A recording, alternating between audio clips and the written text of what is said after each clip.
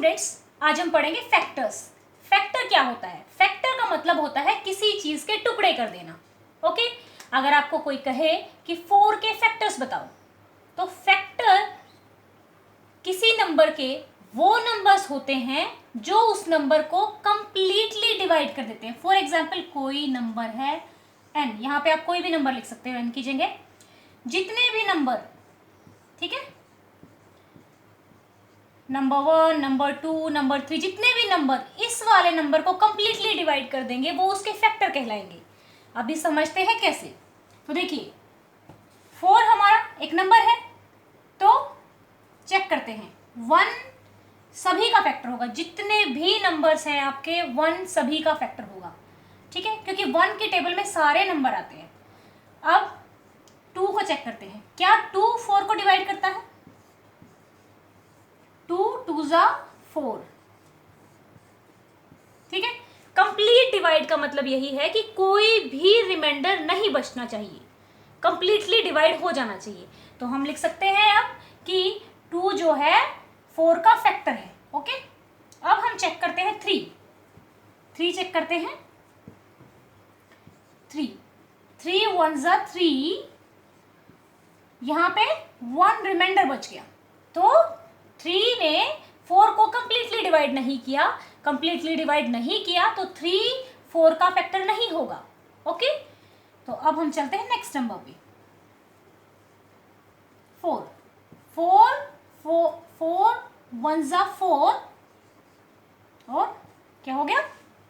Reminder कितना बचा? 0, कुछ भी रिमाइंडर नहीं बचा, तो 4 भी 4 का फैक्टर होगा। ओके, तो ये हमारा हो गया कि फैक्टर्स होते क्या हैं।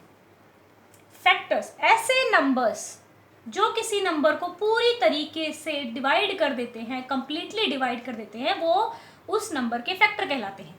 और एक बात और आपको ध्यान रखनी है कि फैक्टर हमेशा उस नंबर से छोटे होंगे या उस नंबर के बराबर होंगे।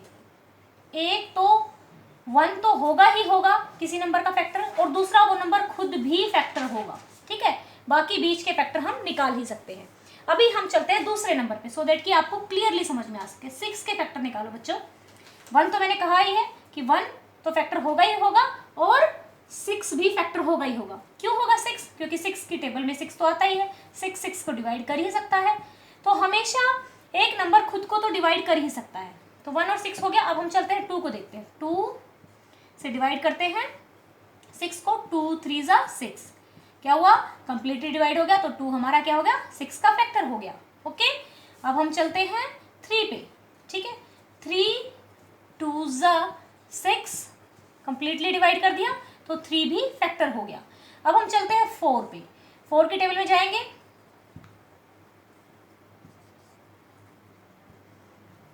4 1 जा 4, तो रिमाइंडर बच गया 2। तो रिमाइंडर जब बचता है तो वो फैक्टर नहीं होता, ठीक है। तो अब देखिए, ये आप 5 देखेंगे, 5 भी क्या करता है? 5 1 जा 5, रिमाइंडर बच गया 1। ओके, तो ये भी रिमाइंडर आपका फैक्टर नहीं होगा। तो 6 के फैक्टर क्या हो गए? 1 2 3 एंड 6, ठीक है। अगर मैं अब आपको कहूं कि आप 8 के फैक्टर निकालिए, ठीक है। 8 के फैक्टर आप क्या करेंगे? 1 तो होगा ही होगा, और डायरेक्टली लिख लो 8 भी आपका होगा ही होगा, क्योंकि 1 और वो नंबर खुद तो हमेशा खुद के फैक्टर होंगे ही होंगे। अब एक तो तरीका है कि आप नंबरों को आगे बढ़ते हुए डिवाइड करके देख लो, और एक आप अपने माइंड में ही छोटा सा तरीका लगा लो कि क्या ये नंबर 2 की टेबल में आता है।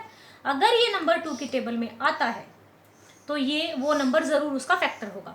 जिस की भी टेबल में 8 आता है वो फैक्टर होंगे। जैसे 2 की टेबल में 8 आता है, 4 की टेबल में 8 आता है, 5 की में नहीं आता, 6 की में नहीं आता, 7 की में नहीं आता, तो वो फैक्टर्स नहीं होंगे। 2 और 4 फैक्टर होंगे। अब यहाँ पे देखो, 1 की टेबल में 4 आता है, 2 की टेबल में 4 आता है, 4 की टेबल में 4 आता है, यानी कि जिसकी टेबल में नंबर्स आ रहे हैं वो सारे फैक्टर हैं। 6 1 की टेबल में आता है, 2 की टेबल में भी 6 आता है, 3 की टेबल में भी 6 आता है, और 6 की टेबल में 1 पे 6 आता है।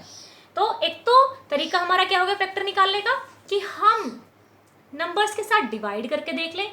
डिवाइड करके कब देखा जाएगा? जब नंबर बहुत बड़ा होगा, ठीक है। अब जैसे 576, इतने बड़े नंबर के अगर आपको फैक्टर निकालने हैं तो आप टेबल में नहीं ढूंढेंगे, तो आपको डिवाइड करके ही देखना पड़ेगा। कुछ जो आपकी क्लास में है हम टेबल से फाइंड कर सकते हैं, और डिवाइड करने से तो हम सारे के सारे फाइंड कर ही सकते हैं। अब बच्चों देखो, हमने किस किस के फैक्टर निकाले हैं, 4, 6 एंड 8 के। ओके, अब एक और आपका टॉपिक है जिसको कहते हैं कॉमन फैक्टर।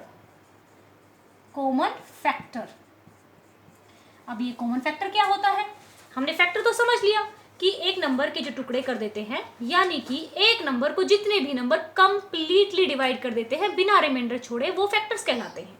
ठीक है, अब आपको कहे कि कॉमन फैक्टर निकालो, 4, 6 और 8 के कॉमन फैक्टर निकालो। ठीक है, कॉमन फैक्टर का मतलब होता है कोई एक चीज कॉमन हो, कॉमन यानी कि दोनों में अवेलेबल हो। जैसे मैं कहूँ आपको 4 और 6 के पहले आप कॉमन फैक्टर निकालिए, यानी कि वो फैक्टर निकालिए जो दोनों में है। तो देखो 1 इसके भी फैक्टर है और 1 इसका भी फैक्टर है।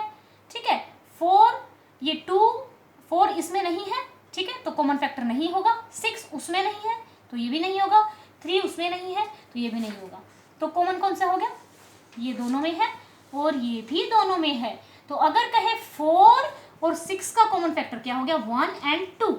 ओके, अगर अब आपको कहे कि 4, 6 and 8 तीनों का कॉमन फैक्टर निकालिए, तो देखिए 1 तीनों में है, ठीक है, 2 भी तीनों में है, तो 1, 2 हमारे क्या हो गए? कॉमन फैक्टर हो गए किसके? 4, 6 and 8 का।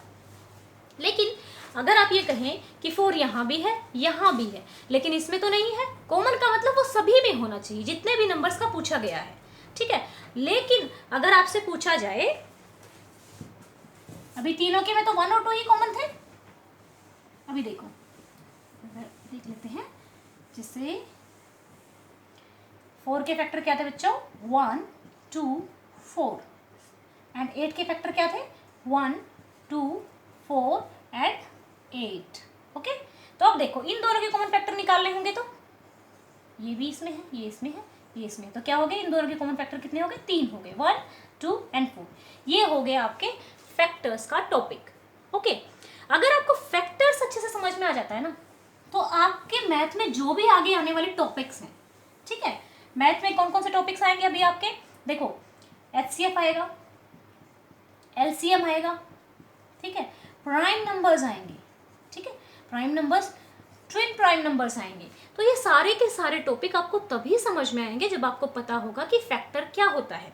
ठीक है, तो अगर आपको टॉपिक समझ में आ गया है तो आपको मुझे 28 के फैक्टर कमेंट में लिख कर बताने हैं कि 28 के फैक्टर क्या क्या होंगे। ओके, 2 फैक्टर मैं आपको बता देती हूँ कि 1 और 28 तो होगा ही होगा, इसके बीच के फैक्टर्स आपको बताने हैं। ओके, अगर आपको वीडियो में कोई भी ऐसा पॉइंट है जो समझ नहीं आया है तो आप कमेंट करके पूछ सकते हैं। आई होप आपको वीडियो अच्छा लगा होगा।